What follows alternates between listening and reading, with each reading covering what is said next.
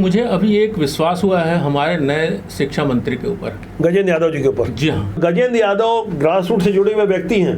मैं व्यक्तिगत रूप से भी उनकी कार्यशैली को जानता हूं। मैं आपको सर ये बताना बड़ा उचित समझूंगा कि ये जो बाहरी कंपनी है सर, ये तो पलने पोसने के लिए छत्तीसगढ़ के अंदर एक षड्यंत्र के तहत कार्य कर रही है।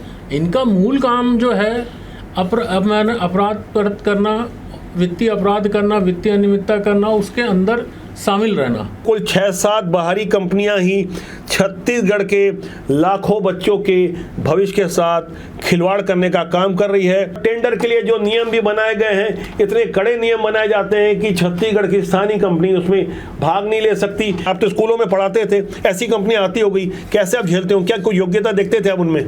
सर देखिए, वहाँ योग्यता का विषय नहीं था, वहाँ वो स्कूल के अंदर प्रवेश करते थे।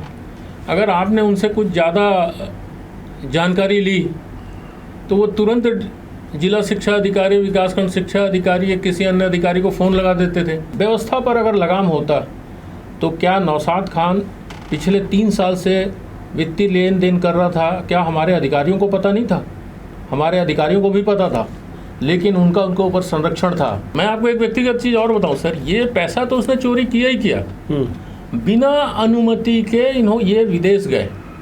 विदेश का कारण स्पष्ट नहीं है और उनका विदेश जाना राष्ट्रीय सुरक्षा के लिए खतरा भी हो सकता है सर, जो आने वाले समय में पता चलेगा। जब भी शासकीय खरीदी होती है किसी भी स्कूल के वस्तुओं के लिए, तो हमेशा वो घटिया स्तर की होती है। हमारे कुछ अधिकारी जो है मालामाल होते जा रहे हैं, इनकी अगर आप प्रॉपर्टी जांच करवाएं। नमस्कार, मैं पवन केसवानी, राष्ट्रबोध में आपका स्वागत है। गर चिरागों की हिफाजत का काम तुम्हें सौंप दिया जाए तो रोशनी के शहर में अंधेरा ही अंधेरा होगा। ये शेर उन लोगों पर एकदम ठीक बैठता है जिनके ऊपर जवाबदारी है सरकारी स्कूली शिक्षा तंत्र को मजबूत बनाए। अब वही लोग सीधे सीधे समग्र शिक्षा के नाम पर, जहां छत्तीसगढ़ में 1500 करोड़ का बजट आता है, कुछ बाहर से बुलाई हुई कंपनियों को सीधा सीधा गलत तौर पर परिचय देते हुए छत्तीसगढ़ के भविष्य के साथ खिलवाड़ कर रहे हैं। छत्तीसगढ़ में 54,000 से ज्यादा सरकारी स्कूल हैं, जिसमें 10,000 से ज्यादा स्कूलों में समग्र शिक्षा के पाठ्यक्रम के माध्यम से छत्तीसगढ़ के गरीब बच्चों को स्किल बनाने की योजना काम करती है, जिनके क्रियान्वयन के लिए करीब आधा दर्जन कुछ बाहरी कंपनियों को ठेका दिया गया है। इनमें से एक कंपनी है लर्नेट, जिसने 14 अगस्त को एक टेंडर जारी किया। 62 पदों के लिए टेंडर निकाला गया था, जिसमें क्लॉथिंग एंड टेक्सटाइल की पीजी की अनिवार्यता होनी थी, लेकिन खुले रूप से इस विज्ञापन में सरकारी नियमों को धता बताते हुए ग्रेजुएशन की अर्हता डाल दी गई। ये वो डिग्रियां हैं जो छत्तीसगढ़ में मिलती ही नहीं, ये वो कंपनियां हैं जो छत्तीसगढ़ की है ही नहीं। लेकिन छत्तीसगढ़ में समग्र शिक्षा के सर्वे सर्वा बने हुए संजीव झा सरीके ऐसे कई लोग हैं जो ऐसे गलत कार्यों को परिचय दे रहे हैं। उनकी टीम में कुछ और भी लोग हैं। आज इस अंक के माध्यम से हम उन चेहरों को बेनकाब करेंगे। मेरे साथ हैं जाने माने शिक्षाविद रुद्रनारायण सिन्हा, जो करीब 4 दशकों तक सरकारी स्कूलों में पढ़ाते रहे, हेडमास्टर के पद से रिटायर्ड हुए, काफी गहराई से इस बात की समझ रखते हैं कि छत्तीसगढ़ के स्कूली शिक्षा तंत्र में होता क्या है, जहां करीब 23,000 करोड़ का बजट है। सिन्हा सर, आपका स्वागत है राष्ट्रबोध में। नमस्कार सर, नमस्कार। सभी दर्शकों को भी नमस्कार सर। जैसा कि मैं बता रहा था कि यहाँ 22,000-23,000 करोड़ का बजट है। इतना बड़ा बजट जहां छत्तीसगढ़ की खनिज संपदा से जो राजस्व प्राप्त होता है वो 15,000 करोड़ का होता है, यानी उसे 1.5 गुना कर दिया जाए तो वो सारे खर्चे स्कूली शिक्षा विभाग के लिए खर्च किए जाते हैं। लेकिन खुलेआम भ्रष्टाचार होता है। ये लर्नेट नाम की जो एक प्राइवेट कंपनी है, जो कि छत्तीसगढ़ से बाहर की कंपनी है, खुलेआम नियमों को अंगूठा बता रही है। ये पीजी की जगह ग्रेजुएट लोगों को, 62 लोगों को रोजगार दे रही है और बाहरी लोगों को रोजगार दे रही है। आप कैसे देख पा रहे हैं बच्चों का कैसे इसमें भविष्य सुरक्षित होगा? सर, आपका कहना एकदम सही है। वर्तमान में 62 व्यावसायिक शिक्षा के लिए जो विज्ञापन निकला था, उसकी आप एक विडंबना देखिए कि 14 अगस्त के बाद 15 अगस्त जो था वो हमारा स्वतंत्रता दिवस था और 16 तारीख उसकी अंतिम तिथि थी। ये भी गजब की बात है। यानी कि आपको यहाँ के योग्य अगर कुछ मिल भी जाए उस विषय के, तो उनको भी अवसर नहीं देना। अपने चहेते को नियुक्ति करने के लिए वो इस प्रकार की हरकत किए हैं। अन्यथा ऐसा गैप जो है विज्ञापन के साथ कभी भी नहीं होना चाहिए था। ये हमारे यहाँ के बेरोजगार मतलब कुल मिलाकर के जानबूझकर ये बता रहे थे कि सिस्टम हमारे जेब में है, जिसे जो बिगाड़ना है वो बिगाड़ ले। यहाँ मैं गहराई से समझने की कोशिश कर रहा था, लर्नेट की तरह ऐसी कौन कौन सी कंपनियां हैं। तो मेरे पास एक सूची है जिसमें इंडस, स्किल ट्री और निटकॉन, ये तीनों ही कंपनी के मालिक एक हैं। किसी रुस्तम खेरेवाल का नाम सामने आया है, स्थानीय स्तर पर इसके कोई सीईओ हैं अमन सिंह। ये इंडस, स्किल ट्री और निटकॉन नामक कंपनी को संचालित करते हैं, जो कि मुंबई की कंपनी है। इसी तरह ग्राम तरंग और आईसेक्ट नाम की 2 और कंपनियां हैं। कुल मिलाकर इस तरह से कुल 6-7 बाहरी कंपनियां ही छत्तीसगढ़ के लाखों बच्चों के भविष्य के साथ खिलवाड़ करने का काम कर रही है, जिसमें समग्र शिक्षा विभाग के एमडी हैं संजीव झा, जो पहले ही दागी अफसर रहे हैं। तमाम तरह के आरोप लगे हैं, पाठ्य पुस्तक निगम के भी ये करता धरता है। आप कैसे देख पा रहे हैं इन कंपनियों के भरोसे कितना बेहतर बच्चों को हो पाएगा? आगे मैं कुछ और खुलासे करने वाला हूं सर, फिलहाल आपकी प्रतिक्रिया ले लूं। मैं आपको सर ये बताना बड़ा उचित समझूंगा कि ये जो बाहरी कंपनी है सर, ये तो पलने पोसने के लिए छत्तीसगढ़ के अंदर एक षड्यंत्र के तहत कार्य कर रही है। इनका मूल काम जो है अपराध करना, वित्तीय अपराध करना, वित्तीय अनियमितता करना, उसके अंदर शामिल रहना। इसमें अगर हमारे आईएएस अधिकारी, हमारे विभाग के लोग अगर उनको शह नहीं देते तो वो कभी भी इसके अंदर प्रवेश नहीं करते सर। और ये दुर्भाग्य आज नहीं, लंबे समय से चल रहा है। जब भी शासकीय खरीदी होती है किसी भी स्कूल के वस्तुओं के लिए, तो हमेशा वो घटिया स्तर की होती है, वो उस स्कूल के लिए उपयोगी नहीं होती है। और उस खेल के कारण ही हमारे कुछ अधिकारी जो है मालामाल होते जा रहे हैं। इनकी अगर आप प्रॉपर्टी जांच करवाएं, जिनका आप नाम नहीं ले रहे हैं, मैं बीच में रोकूंगा, 2 लोगों का नाम लेना चाहूँगा। इसमें एक नाम है धीरज नशीने, दूसरा नाम है अजय देशपांडे। इन चेहरों को भी आप गौर करें, जो कि संजीव झा समग्र शिक्षा विभाग के सर्वे सर्वा छत्तीसगढ़ के एमडी हैं। उनकी छत्र छाया में ये पलते बढ़ते हैं। अजय देशपांडे के ऊपर तो काफ़ी गंभीर आरोप रहे कि वो समग्र शिक्षा का काम कैसे देखते रहे। डेपुटेशन में इनकी भर्ती करवाई गई, उसके बाद अजय देशपांडे के ऊपर आरोप लगे। जो 101 लैब बनाए गए थे, उनका भौतिक सत्यापन आज की तारीख में यदि करवा लिया जाए तो अच्छों की पोल खुल जाएगी। और जिस धीरज नशीने की मैं बात कर रहा था, उनकी यदि कॉल डिटेल और प्रॉपर्टी की जानकारी ले ली जाए, अजय देशपांडे की प्रॉपर्टी की जानकारी ले ली जाए, और किस तरह से संजीव झा इन्हें प्रश्रय देते हैं, ये सारा एक सिंडिकेट काम करता है। और जिन व्यक्तियों का मैं पहले नाम ले रहा था, कुछ बाहरी कंपनियां जिन्हें टेंडर दिया गया है, और टेंडर के लिए जो नियम भी बनाए गए हैं, इतने कड़े नियम बनाए जाते हैं कि छत्तीसगढ़ की स्थानीय कंपनी उसमें भाग नहीं ले सकती। कई राज्यों में कार्य करने का अनुभव होना चाहिए, और कितने हजार बच्चों की ट्रेनिंग का भी अनुभव होना चाहिए, जो आमतौर पर किसी कंपनी के लिए संभव नहीं हो पाता जब नियम अपने हिसाब से बनाते हैं। तो सर आप कैसे देख पाते हैं? आप तो स्कूलों में पढ़ाते थे, ऐसी कंपनी आती हो गई, कैसे आप झेलते हो? क्या कोई योग्यता देखते थे आप उनमें? सर देखिए, वहाँ योग्यता का विषय नहीं था, वहाँ वो स्कूल के अंदर प्रवेश करते थे। अगर आपने उनसे कुछ ज़्यादा जानकारी ली तो वो तुरंत जिला शिक्षा अधिकारी, विकासखंड शिक्षा अधिकारी या किसी अन्य अधिकारी को फ़ोन लगा देते थे। उसके बाद वो अधिकारी आपको फ़ोन ये करते थे कि आप उस ढंग से काम करें जैसा निर्देश दिया जा रहा है। ऐसी परिस्थिति में आप अपने आप को बचाएंगे या उनके लिए कार्य करेंगे, यह एक बहुत बड़ी परिस्थिति वहाँ निर्मित होती है सर। ऐसे परिस्थितियों से हमारे यहाँ के प्राचार्य, हमारे यहाँ के प्रधान पाठक, ये सारे लोग परेशान हैं और उनको उस चीज़ का अवसर नहीं दिया जाता है, क्योंकि उसके अंदर बड़े अधिकारियों के पैसों के खेल रहते हैं, जिसको आप जांच करा के ऐसी चीज़ों को पकड़ सकते हैं। ये मैं दावे से कह रहा हूँ आपको सर। आज मैं आपको एक उदाहरण दूंगा दुर्ग जिले का, जहां से निर्वाचित होकर विधायक गजेंद्र यादव शिक्षा मंत्री बने हैं। उन्हीं के ही निर्वाचन क्षेत्र का एक इलाका है तकिया पारा। ये मुस्लिम बहुल इलाका है। इस तकिया पारा इलाके में कि कोई नौशाद खान नामक एक प्रभारी प्राचार्य पदस्थ था। जो प्रभारी प्राचार्य होते हैं वो संकुल के भी प्रभारी होते हैं। नौशाद खान वैसे तो आदिम जाति विभाग का कर्मचारी रहा, लेकिन दशकों से ये मुस्लिम बहुल क्षेत्र और आसपास अपनी पदस्थापना से संतुष्ट नहीं होकर दूसरे मुस्लिम बहुल इलाके फरीदनगर, भिलाई में अपनी पोस्टिंग करवाता है।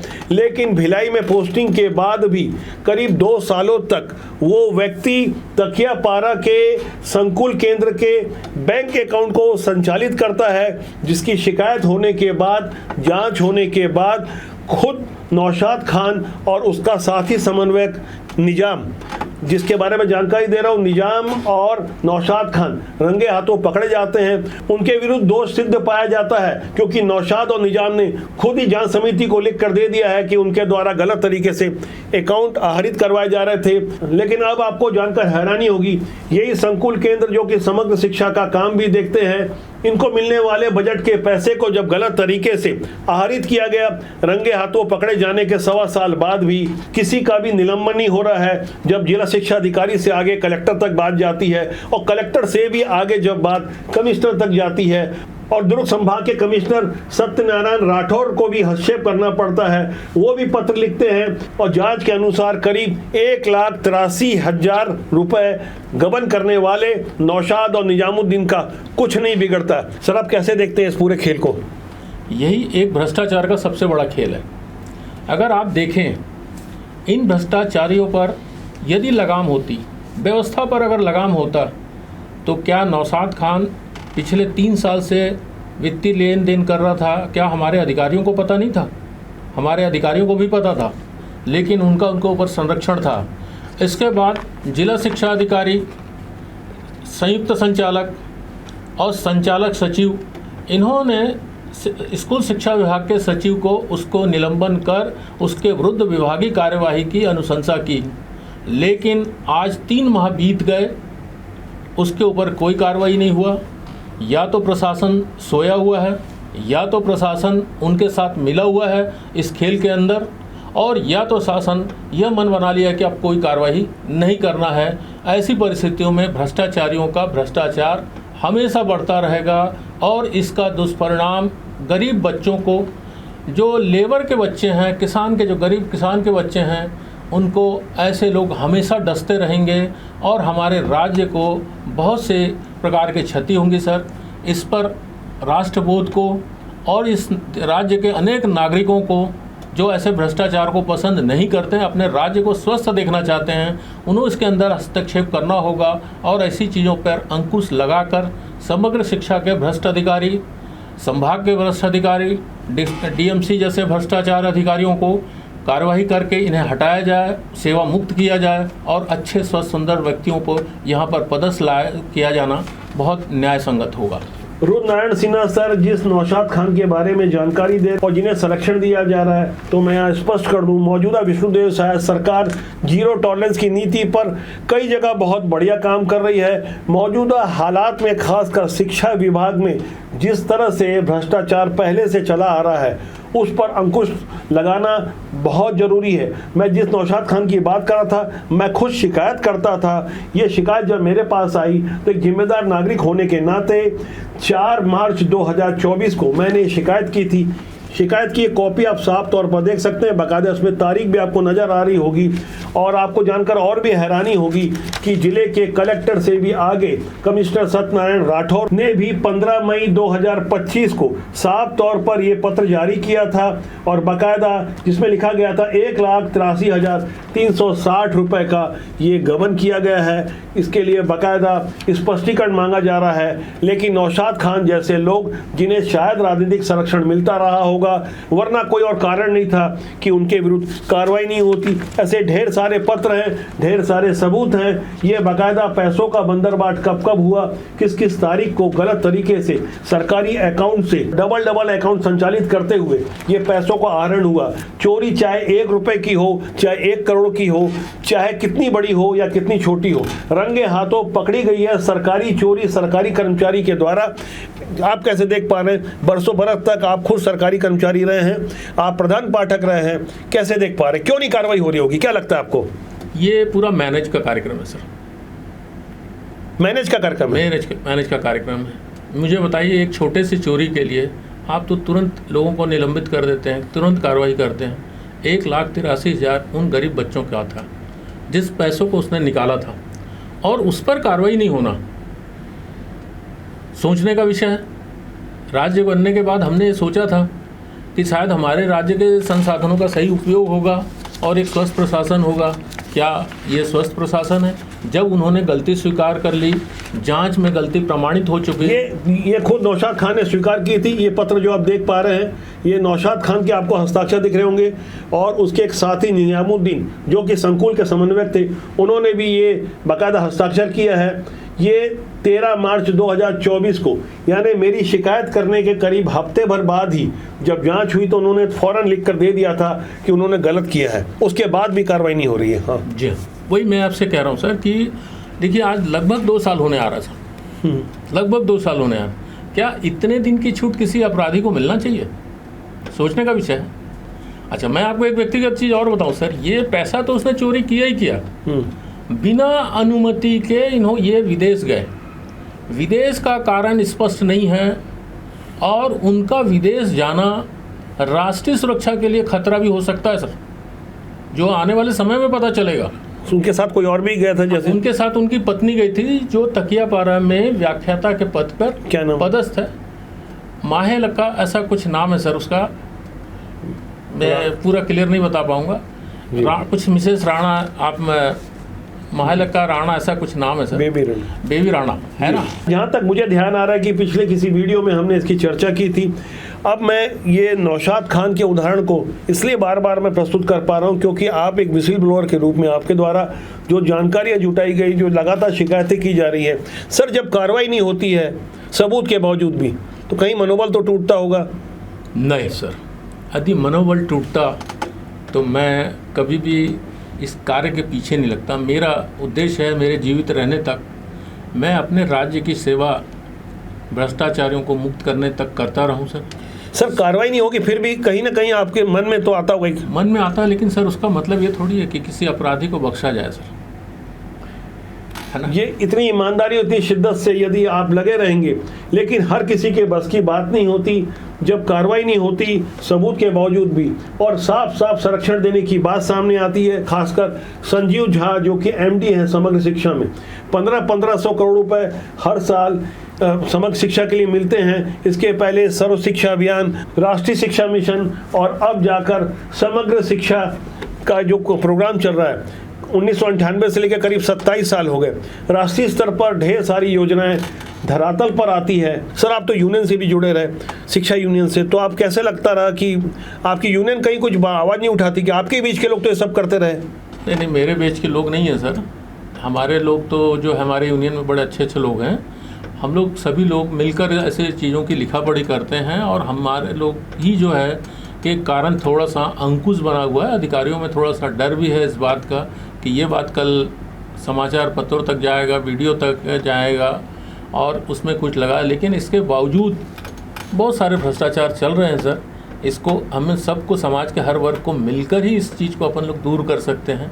लेकिन मैं इस लड़ाई को अपने समय तक लड़ता रहूँगा सर, जब तक मेरी सांस अच्छे से साथ दे रही है। मैं ऐसी एजेंसियों के बारे में शासन प्रशासन से मांग करूंगा, लर्नेट, इंडस, स्किल ट्री, निटकॉन, ग्राम तरंग और आईसेट, ये वो कंपनियां हैं जिनके ऊपर शासन ने भरोसा किया, या शासन के कुछ लोगों ने इनके हिसाब से टेंडर करवाया और इन्हें ही काम दिलवाया। और यही कंपनियां छत्तीसगढ़ के लाखों बच्चों के भविष्य के साथ किस तरह से खिलवाड़ कर रही है, और खिलवाड़ करवाने वाले जो लोग हैं वो भी साफ तौर पर बराबर के दोषी हैं। सर, आप आगे की लड़ाई कैसे लड़ेंगे, और क्या ये जो जानकारियाँ सामने आ रही है इसके लिए आपको लगता है कि न्यायालय का ही रास्ता बचा होगा?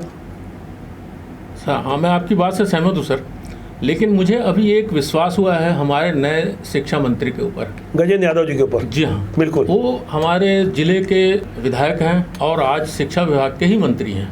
तो शिक्षा विभाग के अंदर के यदि भ्रष्टाचार सबसे पहले किसी को मुक्त कराना है तो वो व्यक्ति हमारे लिए आदरणीय हमारे शिक्षा मंत्री होंगे। और मैं उनसे आज इस मीडिया के माध्यम से उनसे भी निवेदन करूंगा कि आप नौशाद खान के प्रकरण और ऐसे अनेक लोग हैं जो संकुल समन्वयक होते हुए, संजीव झा के ऊपर कार्रवाई नहीं होनी चाहिए? नहीं सर, नीचे की कड़ी से ऊपर तक कार्रवाई हो, या तो ऊपर से नीचे तक की कार्रवाई हो। तो किसको ज़्यादा सही मानते हैं हम? नीचे से यदि कार्रवाई हो जाती है तो ऊपर वाला काम जल्दी नहीं करा पाएगा, क्योंकि वो नीचे वाला सर काम... ऊपर देखिए बराबर हूँ मैं, थोड़ा सा यहाँ आपसे असहमत हूँ सर मैं। जी। अगर ऊपर लेवल पे सही कार्रवाई हो जाएगी तो नीचे अपने आप सुधर जाएंगे। कार्रवाई सब पे होनी चाहिए, हमारा ये मानना है, चाहे नीचे का हो, चाहे ऊपर का हो, चाहे कोई बीच वाला हो। जी हाँ, जी हाँ, जब समरूप से कार्रवाई होगी। और गजेंद्र यादव ग्रास रूट से जुड़े हुए व्यक्ति हैं, मैं व्यक्तिगत रूप से भी उनकी कार्यशैली को जानता हूँ, दशकों से पत्रकारिता करते हुए समाज जीवन में। गजेंद्र यादव जैसे व्यक्ति जब एक सामान्य व्यक्ति विधायक बनते और विधायक के बाद शिक्षा मंत्री जैसी उन्हें अहम जिम्मेदारी मिलती है, तो काफ़ी उम्मीदें हैं उनसे। ऐसा नहीं है कि शासन सिस्टम में सारे लोग गलत हैं। आज ईमानदार लोग नहीं होते तो पूरा सिस्टम नहीं चल पाता। चंद लोगों के कारण लाखों बच्चों के भविष्य के साथ खिलवाड़ हो रहा है, इस पर तगड़ी कार्रवाई होनी चाहिए। रुद्रनारायण सिन्हा सर एक विसिल ब्लोअर है, 4 दशकों तक शिक्षकी जीवन रहा इनका, हेडमास्टर रहे, अपने शिक्षक यूनियन के लिए भी काम करते रहे, ढेर सारे अनुभव हैं। आज लगातार पत्रों के माध्यम से, न्यायालय के माध्यम से हम जनता की आवाज़ को पहुंचा रहे हैं और कोशिश कर रहे हैं राष्ट्रबोध के इस विश्लेषण के माध्यम से शासन और सिस्टम में बैठे हुए लोग बच्चों के भविष्य के लिए कुछ बेहतर काम करें, ईमानदारी से अपने कर्तव्य का निर्वहन करें। रुद्रनारायण सिन्हा सर आपका बहुत बहुत धन्यवाद। नमस्कार। और राष्ट्रबोध का यह जनमंच लगातार आपके लिए खुला रहेगा। राष्ट्रबोध का सूत्र वाक्य है राष्ट्रहित सर्वोपरि।